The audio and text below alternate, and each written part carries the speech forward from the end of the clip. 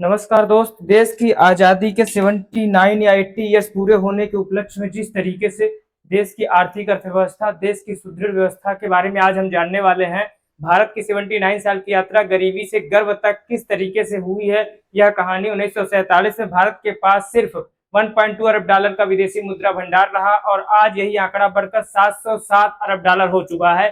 सुनने में लगता है कि ठीक है, उतना परिवर्तन तो हुआ, लेकिन जितना होना चाहिए था उतना भी नहीं हुआ। कि ये सिर्फ एक शानदार ग्रोथ स्टोरी है या नहीं है, सच्चाई इतनी सीधी भी नहीं है और सच्चाई इतनी जो है कड़वी है कि आगे थोड़ी सी दिक्कत हो सकती है। क्योंकि आज हम सिर्फ ये नहीं देखेंगे कि भारत ने 79 साल में कितना हासिल किया, आज हम यह भी समझेंगे कि किन चुनौतियों से भारत आज भी जूझ रहा है। और आज हम बात करेंगे भारत की आजादी के 79 साल की कहानी, गरीबी से अमीरी तक की या अमीरी से गरीबी तक की, उस दोनों कहानियों को हम आज समझेंगे। किस तरीके से 1947 का भारत था और भारत की आजादी के 79 साल की कहानी, गरीबी से गर्व तक की कहानी में आखिर में एक ऐसा आंकड़ा सामने आया है जो शायद आपको भारत की तरक्की को देखने का पूरा नजरिया बदल सकता है। समस्या इस बात की है कि इस पूरी कहानी में जो बंटवारा हुआ, जिन्ना से लेकर गांधी तक की कहानी थी, तो वो कहानी किस तरीके से परिवर्तित हुई और उस कहानी में किस किस परिप्रेक्ष्य में लोगों ने अपने घर, परिवार और समाज को छोड़ा। उससे ज्यादा इंपॉर्टेंस इस बात का था कि 15 अगस्त 2026 को भारत अपनी आजादी के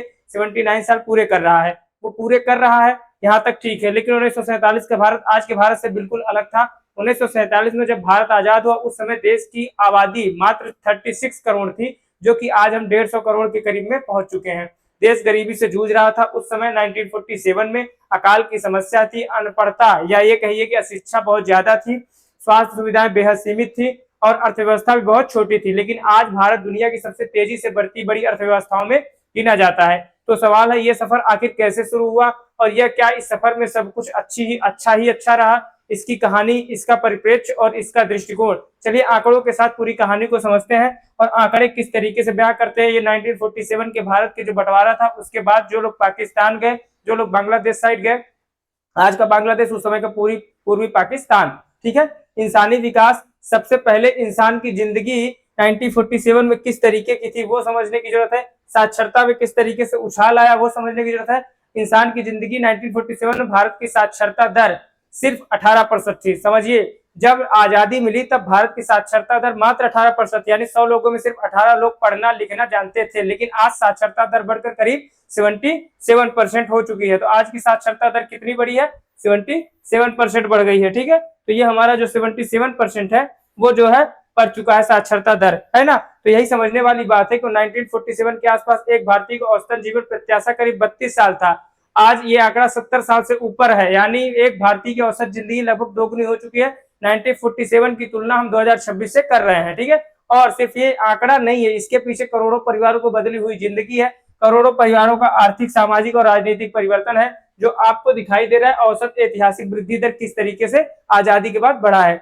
उसके बाद जब भारत भूख से जूझ रहा था, या जब भारत भूख से जूझते हुए दिखाई दे रहा था, अब उस कहानी को खाने और कृषि पर जिस प्रकार से उस दौरान समस्याएं उत्पन्न हुई, आज शायद ये सुनकर आपको विश्वास नहीं हो रहा होगा या आपको लगता होगा कि ठीक है, ये सब उस समय के मजाकिया लहजे रहे। लेकिन एक समय ऐसा भी था जब भारत अपनी खाद्यान्न समस्या को लेकर पूरी दुनिया में जूझ रहा था। जरूरतों के लिए विदेशों पर निर्भर रहना पड़ता था। अमेरिका से मिलने वाली खाद्य सहायता और PL 480 का उस दौरान का जो दौर था, भारत के इतिहास का एक महत्वपूर्ण हिस्सा रहा। लेकिन आज तस्वीर काफी बदल चुकी है। भारत दुनिया के 150 से ज्यादा देशों को कृषि और खाद्य उत्पादों का निर्यात करता है। अपने आप में यह गर्व करने वाली बात है और गर्व के साथ साथ इस बात की भी जरूरत है कि किस तरीके से हमारी जीवन प्रत्याशा बढ़ी है। जीवन प्रत्याशा बढ़ने के साथ साथ कृषि और खाद्य उत्पादों को जिस प्रकार से निर्यात बढ़ा है और खाद्य उत्पादन 1947 के आसपास करीब 50 मिलियन टन से बढ़कर आज करीब 303 मिलियन टन तक पहुंच चुका है। मतलब जहां हम 1947 में 50 मिलियन टन थे, आज हम 330 मिलियन टन तक हमारी जो है खाद्यान्न उत्पादन क्षमता बढ़ी है। तो यह कहीं ना कहीं एक जो है गर्व करने वाला विषय रहा है। लेकिन यहीं पर एक बड़ा सवाल है, अगर उत्पादन इतना बढ़ गया है तो किसान की जेब में उतनी तेजी से क्यों नहीं बढ़ा? मुख्य सवाल, देश का सबसे बड़ा सवाल और सबसे चुनौती भरा सवाल, यही वो चुनौती जिसका समाधान सिर्फ ज्यादा उत्पादन नहीं है, बल्कि बेहतर तकनीकी, बेहतर बाजार और बेहतर नीतियां और किसानों तक बेहतर जो आयात निर्यात वाले प्रोग्राम हैं, जो मंडियां हैं, वो को पहुंचना भी जरूरी होता है। तीसरा पड़ाव, पैसा, बजट और ताकत, ये तीनों चीजें मुख्य होती हैं। अब बात करते हैं कुछ बड़े आर्थिक आंकड़ों की। सबसे पहले विदेशी मुद्रा भंडार की, जो देश में सबसे ज्यादा चर्चा है और जो ताकत है वो विदेशी मुद्रा भंडार की है। किस तरीके से देखिए आम किसान और किसान महिलाएं जो है खेत में काम कर रही हैं। भारत की विदेशी मुद्रा भंडार की ताकत में सबसे बड़ी आर्थिक आंकड़ों की सबसे पहले विदेशी मुद्रा भंडार 1947 में करीब 1.2 अरब डॉलर था। समझिए 1.2 अरब डॉलर मात्र इतना था, लेकिन आज करीब 707 अरब डॉलर है, यानी बहुत बड़ी छलांग हम लगा चुके हैं। लेकिन ध्यान रखने वाली बात यह है विदेशी मुद्रा भंडार बनाए रखना भी उतना ही जरूरी है, क्योंकि कच्चे तेल की कीमतें, डॉलर की मजबूती और आयात निर्यात का संतुलन, तीनों चीजों को हम ध्यान में रख के ही आगे बढ़ेंगे। इनका सबसे ज्यादा असर इस बात पे पड़ता है कि अब कहानी किस तरीके से, आर्थिक आजादी हमको किस तरीके से मिलेगी। प्रति व्यक्ति आय की कहानी अब बात करनी पड़ेगी, क्योंकि उससे ज्यादा इंपॉर्टेंस है प्रति व्यक्ति आय कितना हमारा बढ़ा। तो सालाना प्रति व्यक्ति आय के करीब 250 रुपए बताई जाती है, और आज यह आंकड़ा करीब 2,19,575 रुपए तक पहुंच गया है। मतलब जो उस आजादी के समय 250 रुपए था प्रति व्यक्ति आय, आज हम 2,20,000 तक पहुंच चुके हैं। मतलब 2,20,000 आज के डेट पे आंकड़ा है हमारा प्रति व्यक्ति आय 2,20,000 एक भारतीय कमा रहा है सालाना। लेकिन यहाँ भी एक बड़ी चुनौती है, क्योंकि भारत की आबादी बहुत बड़ी है, इसलिए प्रति व्यक्ति आय के मामले में भारत अभी भी कई विकसित देशों से काफी पीछे है। अब आते हैं उस आंकड़े पे जहां केंद्रीय बजट पर आजादी के शुरुआती दौर में केंद्रीय बजट किस तरीके से प्रभावित हुआ है, इसको आप देख लीजिए किस तरीके से ये बढ़ा है संकट काल। अब केंद्रीय बजट प्रति व्यक्ति आय के हिसाब से आपको थोड़ा सा ध्यान रखना पड़ेगा। आजादी के शुरुआत दौर में केंद्रीय बजट का आकार कुछ 100 करोड़ रुपए था। आज 2026-27 में केंद्रीय बजट जो है किस तरीके से जो है वो बढ़ गया है, यह समझने वाली बात है। 2026-27 से केंद्रीय बजट करीब 53.47 लाख करोड़ रुपए है। यानी देश की आर्थिक क्षमता कितनी बढ़ी है इसका अंदाजा सिर्फ इसी आंकड़े से लगाया जा सकता है। लेकिन सिर्फ बजट होना काफी नहीं है, शिक्षा, स्वास्थ्य, मानव विकास और मानव विकास इन क्षेत्रों में खर्च की गई गुणवत्ता की भी उतनी ही महत्वपूर्ण है जितना कि देश की आर्थिक आजादी के लिए इंपॉर्टेंट है। अब बात करते हैं रक्षा बजट की। 1947 में रक्षा बजट करीब 92.74 करोड़ था। आजादी के समय रक्षा बजट जो है 92.74 करोड़ रुपए था। आज ये बढ़कर करीब 7.85 लाख करोड़ रुपए हो चुका है। भारत के सामने चीन और पाकिस्तान से जुड़ी सामरिक चुनौतियां किस तरीके से बढ़ती जा रही हैं, इसलिए कहानी का परिवर्तन, कहानी का स्वरूप, कहानियां सिर्फ रक्षा से ज्यादा इस बात पर निर्भर करेंगी कौन सा हमारा पड़ोसी देश हमारे साथ रहा और कौन सा विपरीत में रहा। सिर्फ रक्षा पर ज्यादा खर्च करना ही इंपॉर्टेंट नहीं रहा, बल्कि आधुनिकीकरण, तकनीकी और आत्मनिर्भर रक्षा उत्पादन, यह सारी चीजें हमारे लिए क्या रही, इंपॉर्टेंट रही और बेहद महत्वपूर्ण होने के साथ साथ अब आते हैं निर्यात पर। किस तरीके से निर्यात की कहानियां, किस तरीके से हमने रक्षा क्षेत्र में काफी बड़ी मात्रा में निर्यात किया। और निर्यात के साथ साथ 1947 भारत का निर्यात करीब 400 करोड़ रुपए के आसपास था। जब भारत को आजादी मिली थी तब भारत करीब 400 करोड़ रुपए के आसपास निर्यात करता। आज यह आंकड़ा कई गुना बढ़ चुका है। लेकिन अब एक सवाल ध्यान से जो सुनने वाली है, बहुत ही सटीकता के साथ इतनी बड़ी ग्रोथ के बावजूद आज भी वैश्विक वस्तु निर्यात में भारत की हिस्सेदारी अभी भी करीब 1.8% है। मतलब 1.8% का मतलब है बहुत ही कम स्थिति में हम निर्यात कर रहे हैं, क्योंकि इसका जवाब आगे जीडीपी की कहानी में छिपा है। जो पूरा पड़ाव जीडीपी से ही निर्धारित हो पाता है, किस किस तरीके से हम जीडीपी के सफर को तय करते हैं। और ग्रॉस डोमेस्टिक प्रोडक्ट के हिसाब से ही बात करेंगे कि भारत के जीडीपी की आजादी के बाद भारत की अर्थव्यवस्था की ग्रोथ बहुत तेज नहीं थी। 1950 से लेकर 1980 के दशक में ये जो कहानी रही भारत की औसत ग्रोथ, वह बहुत तेजी से विकसित नहीं हो पाई। अब देखिए जब जीडीपी हमारी बढ़ेगी तभी हमारी कहानी बदलेगी। 1950 से 1980 के दशक तक भारत के औसत ग्रोथ रेट करीब 3.5% के आसपास रही। इसी दौर को आलोचनात्मक रूप से हिंदू रेट ऑफ ग्रोथ कहा गया। हिंदू रेट ऑफ ग्रोथ कहा गया क्यों? लेकिन फिर भी आया साल 1991 का, जो नया परिवर्तन आया, नया स्वरूप बदला, वो कब बदला? 1991 में। और भारत की आर्थिक कहानी में एक बड़ा मोड़ आया उस दौरान। कब? 1991 में, जब मनमोहन सिंह देश के वित्त मंत्री बने और पीवी नरसिम्हा राव देश के प्रधानमंत्री बने थे। उसी दौरान इकोनॉमिक लिबरलाइजेशन, याद होगा आपको, इकोनॉमिक लिबरलाइजेशन, उदारीकरण, निजीकरण और वैश्विक अर्थव्यवस्था से बढ़ता जुड़ाव, इसके बाद भारत की ग्रोथ ट्रेजेक्टरी जो है काफी तेज से परिवर्तन हुआ और बड़ा बदलाव आया। लेकिन देखने वाली बात यह है कि 1950 के आसपास भारत की जीडीपी करीब 30 अरब डॉलर थी। 1950 में भारत की जो जीडीपी थी करीब कितनी थी? 30 अरब डॉलर थी। 1970 के आसपास करीब 62 अरब डॉलर, 1990 के आसपास करीब 320 अरब डॉलर और फिर आया 2000 तक करीब 468 अरब डॉलर तक भारत की जीडीपी पहुंची। मतलब काफी सुधार हुआ।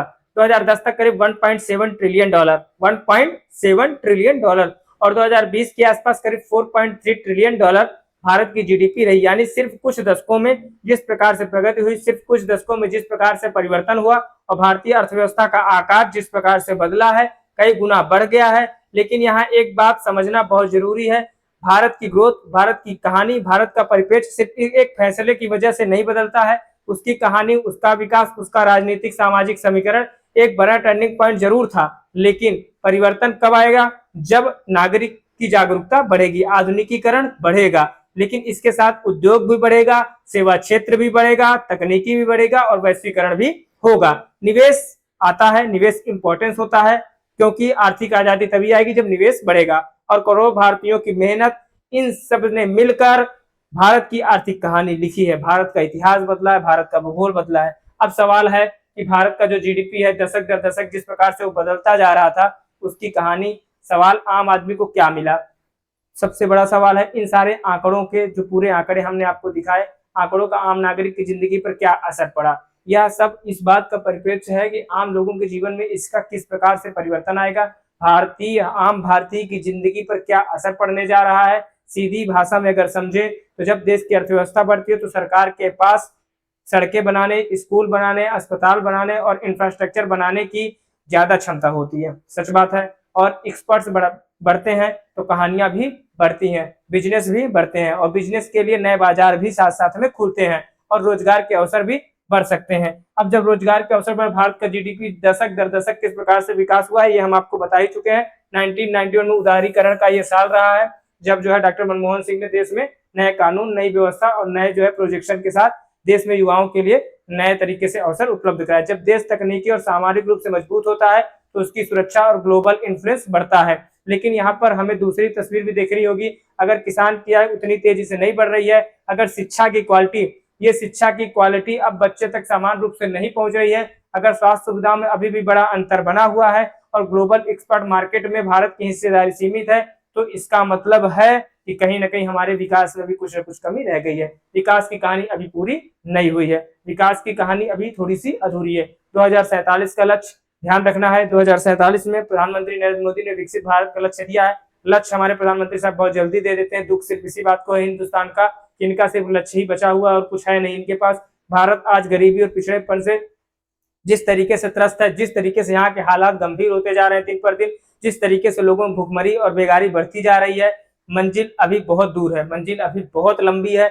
2047 यानी आजादी के 100 साल, अगले 21 साल भारत के लिए बेहद महत्वपूर्ण होने वाले हैं। मैन्युफैक्चरिंग को मजबूत करना होगा, किसानों की आय और प्रोडक्टिविटी बढ़ानी होगी, साथ साथ शिक्षा की क्वालिटी सुधारनी होगी। मुख्य विषय तो हमारा शिक्षा ही है। शिक्षा की क्वालिटी जिस प्रकार से दिन पर दिन गिरती जा रही, उसका हिसाब किताब तो सरकार के हिस्से से बाहर चला गया है। स्वास्थ्य व्यवस्था आप देख ही रहे किस प्रकार से स्तर गिरता जा रहा है। और सबसे जरूरी, भारत की ऐसी ग्रोथ चाहिए जिसका फायदा सिर्फ जीडीपी के आंकड़ों में नहीं रहे, बल्कि आम भारतीय की जिंदगी में भी दिखाई दे। और अब वो आंकड़ा समझेंगे जिस प्रकार से कहानी को शुरू किया गया, उसके साथ साथ उस कहानी का जो है अंत भी जरूरी होता है। जिससे जैसे जहां से मैंने शुरुआत किया, जिसका मैंने शुरुआत में जिक्र भी किया था कि 1947 में भारत का विदेशी मुद्रा भंडार करीब 1.2 अरब डॉलर रहा, ठीक है, वहां तक, और आज करीब 707 अरब डॉलर है। लेकिन असली उपलब्धि सिर्फ ये नहीं है, असली उपलब्धि यह है कि आंकड़ा कितना बढ़ा, आंकड़ा कितना घटा, इस आंकड़े से इसका निर्धारण नहीं होगा कि देश के आम व्यक्ति के जीवन में कितना परिवर्तन आया। असली उपलब्धि यह है कि एक ऐसा देश जो कभी खाद्यान्न के लिए विदेशों पर निर्भर था, जिस तरीके से हम विदेशों से आयात करते थे खाद्यान्न की वस्तुएं, भारी गरीबी और अनपढ़ता से, अशिक्षा से जो देश जूझ रहा था, आज वही देश दुनिया की बड़ी अर्थव्यवस्थाओं में अपनी जगह बना रहा है। धीरे ही सही, लेकिन बना रहा है। अगली चुनौती सिर्फ बड़ा देश बनना नहीं है, अगली चुनौती हर भारतीय के लिए बेहतर जीवन बनाना है। समस्या जानते हैं किस बात की? समस्या इस बात की है कि देश की इकोनॉमी, देश की अर्थव्यवस्था में जिस प्रकार से परिवर्तन हो रहा है, जिस प्रकार से कहानी बदल रही है, मुख्य विषय यही कि अगली चुनौती हर भारतीय के लिए जो नया जीवन है, बेहतर जीवन के लिए हम लड़ाई लड़ेंगे। यही भारत की अगली 25 साल की सबसे बड़ी परीक्षा होगी। अगर हम सफल होते हैं तो 2047 में सिर्फ एक विकसित अर्थव्यवस्था नहीं, बल्कि एक ज्यादा शिक्षित, ज्यादा स्वस्थ, ज्यादा समृद्ध भारत की हम कल्पना करते हैं। और आत्मनिर्भर भारत जो हमारे सामने होगा 2047 में कल्पना की गई कि आत्मनिर्भर भारत के लिए हम काम कर रहे हैं। अगर ये पूरी कहानी, ये पूरा कथन, इस निष्कर्ष पे भारत अगर विकसित बन पाता है, खैर इतना आसान नहीं है। 2047 तक भारत की सबसे बड़ी प्रायोरिटी क्या होनी चाहिए, क्या होगा, उसका सिर्फ एक रास्ता एजुकेशन सेक्टर को उतना ही मजबूत बनाना पड़ेगा। लेकिन हमारे यहाँ जिस तरीके से विद्यालयों के हालात है, शिक्षा का स्तर जितना गिरा है, रोजगार का स्तर जितना गिरा है, किसान का स्तर, मैन्युफैक्चरिंग या फिर सारी उन प्राइवेट सेक्टर और सरकारी सेक्टर के हालात जो अभी भी नहीं बदल पा रही है सरकारें, उस पर विचार करने की जरूरत है। इस पूरी कहानी में, इस पूरे प्रोजेक्शन में यही समझ में आता है कि आजादी के हमको 80 साल हो चुके हैं, 79 ईयर्स, लेकिन हमें अभी किस तरीके से विकास करना है, किस तरीके से जुड़ना है और किस तरीके से नए हिंदुस्तान की परिकल्पना करनी है, उसके बारे में थोड़ा सोचने और समझने की जरूरत है। ठीक है, इस पूरी कहानी में इस बात का परिप्रेक्ष्य रहेगा कि हम भारत के आम नागरिक के साथ साथ इस बात का भी ध्यान रखेंगे कि नए हिंदुस्तान की परिकल्पना, आत्मनिर्भर भारत की जो परिकल्पना है वह जो है जल्द साकार हो। इसके लिए हम सब कामना करेंगे। तब तक के लिए जय हिंद, जय भारत, थैंक यू, धन्यवाद। आभास नेशन से परिवार से जुड़ने के लिए आप जो है चैनल को लाइक और सब्सक्राइब कर दीजिए, ताकि जो कुछ भी वीडियो आएंगे वो आप तक डायरेक्ट पहुंच जाएंगे। तब तक के लिए धन्यवाद, नमस्कार, थैंक यू।